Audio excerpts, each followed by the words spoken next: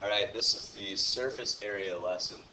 And this is different from volume, even though we're still going to be dealing with three-dimensional objects. But surface area is the outside area of a three-dimensional surface. Alright, we have two options for when we're calculating this. You want to get this down to. So when you're looking for surface area, two different options. First option is you can unfold the object and add up all the areas of each piece, each separate piece that you have. Sometimes, and this is referred to as the net. Okay, the net with the object is being unfolded. So that's one option. Option two. There is this formula. You can memorize and use the formula. If you are a 7th grader, this formula will be on the MCA formula sheet. However, 8th graders, it will not be. That's why I also teach the net method. Okay? So this formula is another option. So it's the perimeter of your base times the height of the object plus 2 times your base area. Alright, so that can be used. Like I said, we might not all have that opportunity. Alright, for this one, if you have a cube, it says find the surface area of a cube. This is one of the easiest things to work with, a cube. That means all sides are the same length. So all of these are 4 inches by 4 inches by 4 inches, basically. So I can take one of these squares, and it's a 4 by 4. Might not look like it, but we'll pretend that it is. Alright, and we can easily figure out the area of one of those squares. So that's 16 inches squared. So we want to think about surface area. Like if I took this object and I doused it in paint, or I dumped it or dropped it into a bucket of paint and I took that object out, what would be covered? Okay, and it would be the outside area of the surface. Whereas volume talks about how much space can we fill up on the inside. Alright, so if I know that one of my surfaces is 16 inches squared, an unfolded cube kind of looks like this. And I believe we've got one more here. So we know that one of them is 16. That means all of them are 16. So we got 1, 2, 3, 4, 5, 6 sides. So we take 6 times 16, and we get our overall surface area. So 36, 96 inches. Sorry. And that's one way that you can use the net. Okay. So if you always want to unfold your object, that's an option. You can do it that way. Now, like I said, cubes, those are nice and easy to work with. And I would suggest doing it this way for this particular example. However, what happens if we have a rectangular prism? Well, now we've got all sorts of different rectangles involved. So we can always break it apart. You don't have to look at the net if you don't want to. So for instance, let's say you just want to look at each piece. All right, let's look at the base first. We have a base here. It's a 2 by 5 rectangle. We also have a base up here as well. Another 2 by 5 rectangle. So let's do 2 times 5. Remember, area of a rectangle is 2 times, or length times width, or base times height. We have 2 times 5, and we have 2 bases. So let's again multiply this by 2. So here we get 10. And 10 times 2 is 20. So there's that. We took care of those. Let's find another rectangle that we can use. Let's look at the sides. So I've got this rectangle, and then another side that matches it is the side right here. And that appears to be a 2 by 12. Okay. So we have a 2 by 12. And remember, we have 2 of those sides as well.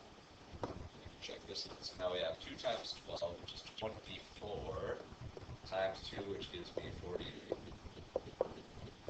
Okay, this is the net method, breaking it up into different pieces. All right, and then we have 2 other rectangles left, and they happen to be the same kind. We have the fronts. The fronts rectangle, and then the one in the back. Okay, so the front looks like that's a 5 by 12. And again, we have two of those. So 5 times 12, that comes out to 60. And 60 times 2 is 820. All right, now we have a nice easy job to figure out the total surface area. We can just add all these up. So we get 8. I'll have inches squared here. All right, and then 2 plus 4 is 6, plus another 2 is 8, and 1. So 188 inches squared. Okay, square inches, sorry. All right, now what happens if you are using the formula instead? All right, so this is the way you do it, by just breaking apart the object. Okay.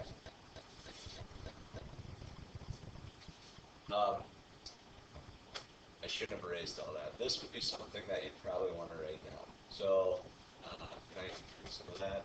There we go. Make sure you at least have this stuff. So the surface area, make sure you know the dimensions here. And then all this stuff. Sorry about that. Okay, so make sure you have that stuff. All right, now I'm going to kind of erase here. And just erase it all. What happens if you use the formula instead? You should get the same answer, but let's make sure. All right, so that long formula is surface area. I'm going to do some abbreviating. It's perimeter of base times the height of the object plus 2 times base area. Okay, so first thing we have to do is define the base of this object. Most of the time, students will say it's the one that's on the floor. Well, that's completely fine. Technically, we could make any one of these the base as long as we stick with that as the base. So let's call the bottom our base. Remember, that's that 2 by 5 rectangle on the bottom. Okay? So that's our base. Now everything's going to depend and go from that base. Okay? So the perimeter of my base is the distance around that base. Well, it's 2 plus 5, and then that's a 5, and that's a 5. Or 2, sorry. So what's the perimeter of my base, the distance around that base? Or if I were to walk around this object, I would go, well, I'm not going to walk this far, it's very short, but if we were to have an ant walk around this object, it would go 2 inches, 5 inches, which is 7 inches, another 2 inches, which is 9 inches, and then another 5 inches, which is 14 inches. Alright, so there we go. We've got 14 inches around that base. Now, the height, that's talking about the height or the distance between your two bases. Remember, you have two bases, you have a top and a bottom. So here's the other base. Okay. Now the distance between those two is our height. That's 12. Okay. Now we're going to add on 2 times the area of this base. The area of this base will be length times width. See how I said everything determines on this base? So 2 times 5, which is 10. And we do 2 times that because we have two bases. We have the top and the bottom. Now, let's see what we get here real quick. I'll pull my calculator up. So, 14 times 12 is 168. Plus 2 times 10, which is 20. And if I add 168 and 20 together,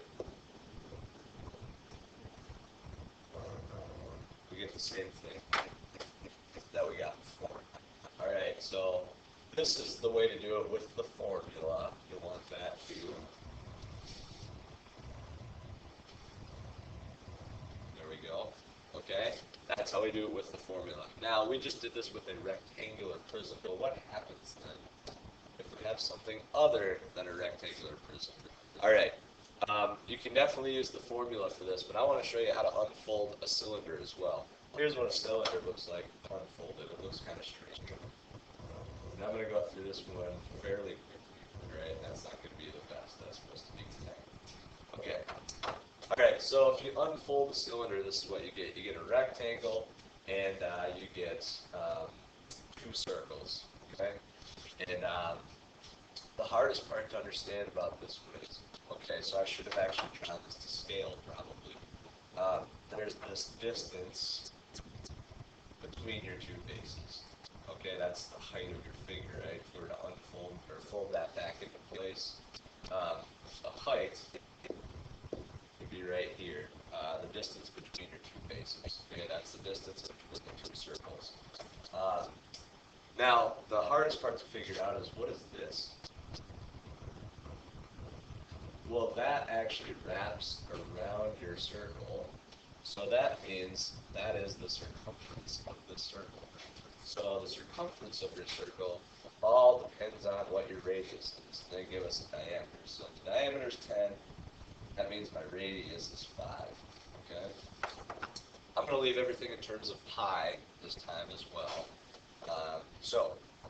If my radius is 5, remember circumference, so my circumference equals pi times double the radius or diameter. Sorry, so we actually want to think of this one. So we're going to take 10 times pi, and I'm just going to leave it as 10 pi. All right, so we can figure out the area of this rectangle, right, by taking 10 pi times 21, or what I'm going to call 210 pi. And now if you take that 210 times 3.14, you can get the decimal version of that answer. Okay? Then all we have to do is look at my two bases. We only have to look at one. So the area of this base will be pi to pi. I'll get this in a second. Well, what's my radius? It's 5. So I square 5, and I get 25 times pi. Meaning this is 25 pi, and this is 25 pi. Then we can just add all these together. So we have 25 pi plus 25 pi. I'm going to add those together first. That's 50 pi plus 210 pi,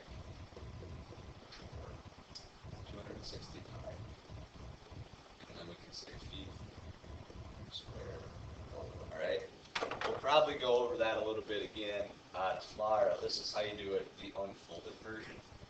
And like I said, if you don't like having it in terms of pi, you can get those decimal answers if you want to.